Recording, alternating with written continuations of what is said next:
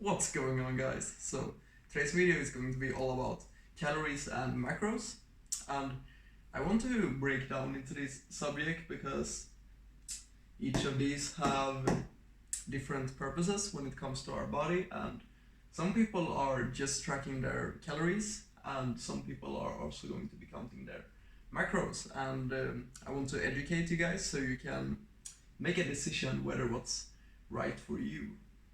So let's start with protein right here. So protein is quite amazing because it's really satiating, it helps prevent muscle breakdown, and I always want to keep protein high whenever I'm losing weight or programming for one of my clients, simply because it's the most satiating nutrient. And as you can see, protein is 4 calories per gram, and you can actually argue that it should be closer to 3 because when our body breaks down protein, it's the most difficult macronutrient for our body to convert into energy. So there's basically a process. So protein is 4 calories per gram whenever you're counting, but it's actually closer to 3.33 if I recall correctly.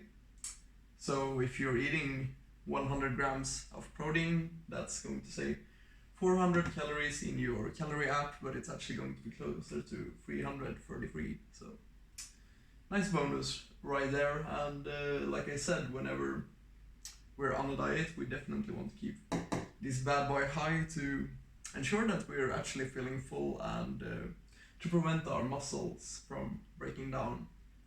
And when we're looking at carbohydrates, carbohydrates are also 4 calories per gram, but if we apply the same reasoning as we did to protein, this is a little bit easier for our body to actually convert into energy. So carbohydrates are pretty damn close to 4 calories per gram, even after our body has broken it down into energy. And carbohydrates is extremely beneficial when it comes to fueling our workouts, and I like to keep carbohydrates a bit higher on training days, simply because we want to have carbohydrates in our body in the pre-workout and post-workout window, simply because that's going to maximize our performance and recovery. And on rest days, I like to keep it slightly lower, simply because carbohydrates are extremely beneficial in that pre and post workout window, and whenever we're not working out, the body is simply going to store those in our different glycogen stores. There's definitely nothing wrong with that, but I prefer to keep my fat intake slightly higher on those rest days. And like you guys know, whenever I'm doing some kind of endurance event, I will eat a crazy amount of carbohydrates, simply because it's so damn easy for the body to convert that into energy. So that's why you see people chugging sport drinks and eating bananas whenever they're doing a marathon or triathlon, whatever it might be.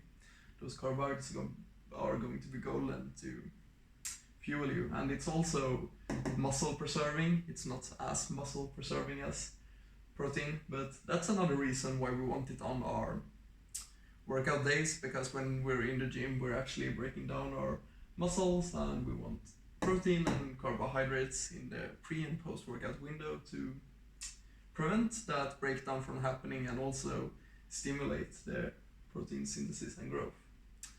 Getting a little bit of a tangent here, but let's dive into fat. And fat is actually 9 calories for each gram, whereas the others are 4, or you might argue that protein is 3, like I mentioned, but that is why a lot of people said that fat is bad a couple of years ago. Now carbohydrates have started to be the enemy these days. But there's nothing wrong with fat, and it's actually the most satiating nutrient after protein. So fat is also going to be crucial for our hormones, and there's different processes in the body that requires fat to function. And shouldn't be scared about it saying 9 calories per gram, because like I mentioned, if you would make up your diet consist only of protein and fat, that would be extremely satiating. So there's definitely nothing wrong with fat.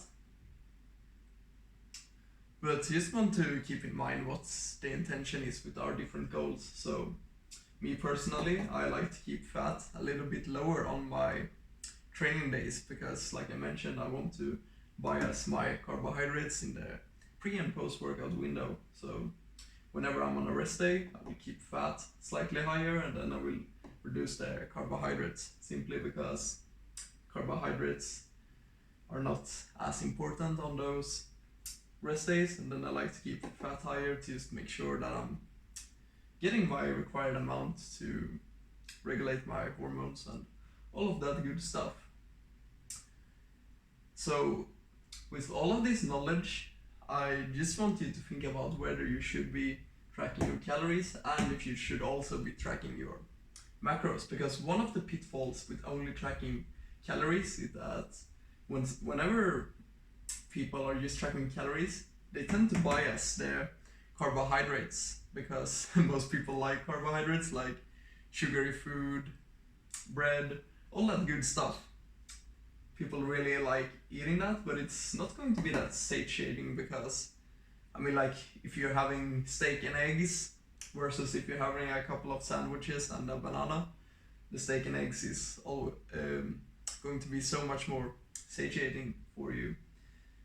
And that's definitely one of the pitfalls that I've seen a lot of people run into, and some of my clients, when they came to me, they were struggling.